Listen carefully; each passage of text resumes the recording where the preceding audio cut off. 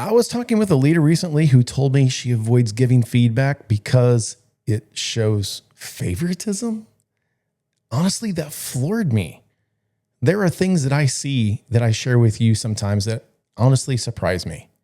But if there's some way that you believe feedback somehow shows favoritism, you're going to guarantee mediocrity. You're going to guarantee that people who could grow the fastest will never know how. You're going to guarantee that no one in your company will have the clarity they deserve. And those things, well, they guarantee your business will not perform as well as it could for sure.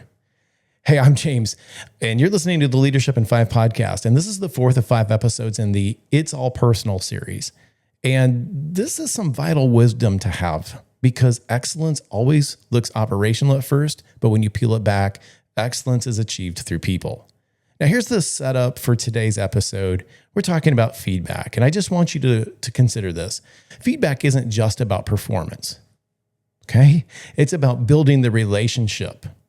And when it's done right, it says, I see you, I'm invested in you, and I care enough to help you get better. But most leaders, maybe even you, were never trained to give it well. I've found that over and over. Even fewer have been trained to receive it well. And without that skill, feedback becomes the F word, and people flinch when they hear it. And they brace for impact instead of leaning in. So let's make it something that people can actually use. I'm going to give you some practical application here. First, I want you to drop the special occasion mindset that you might have about feedback. If the only time that your team hears feedback is in a formal review or when something went wrong, you've already lost. Instead, I want you to focus on making it normal, expected even. Say what's working in the moment. Say what's off track in the moment. And I want to challenge you to keep your feedback focused and simple. And it's going to start like this. James, that was great because, and then fill in the sentence. Or it would be, James, that's off because, and then show the person why. Simple means precise, and it means specific and timely. It also means you're going to honor the person that you're giving it to because you have their best interest in mind, and that strengthens the relationship and the trust. Second, you want to make sure it's helpful and not advice.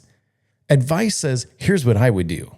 And it almost always comes from the lens of the giver, their experiences and their fears and their success and their attitude even about it. And that distorts it. That's honestly not the correct way to give feedback. But genuine feedback says, here's what I see. Here's what I observed. Here's the impact. And here's where you could go next. Here's how you could do it different. See, one of those is about you, but the other is about them.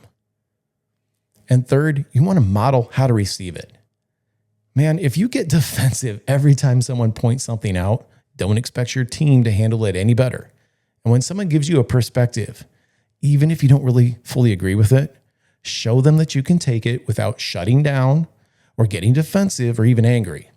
Say, hey, thanks for pointing that out. I'll think about that. Or an alternative might be, that's fair. I can work on that.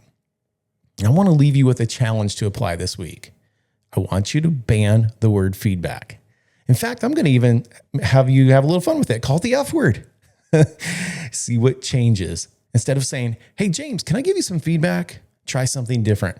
Try this. Hey, James, let's make this stronger. Or, hey, here's something I've noticed. And then have a short 15-minute stand-up with your team about how you each like to get the F word. You go first and you share what works best for you. Maybe you prefer it just to be direct or critical. You want to know how to get better. Maybe you prefer to hear what went well so you can do more of that. But more than likely, and I've done a lot of polls on this with people over the years, more than likely it's a blend of both. I need something to, how do I get better? And what did I do well? Then ask each person on your team how they prefer it. Don't just assume they all want it the same. Ask them. You'll uncover ways to make these conversations faster and easier and smoother and definitely more useful. So here's 3 reflection questions for today. The first one is this: how do you usually react when someone gives you feedback? Where could you make feedback normal instead of a more formal type of event? And what's one relationship that can improve if you gave the right kind of feedback this week? I'll leave you with this thought. Feedback is personal because it's never just about the words. It's about trust and timing and intent. And that is worth thinking about today.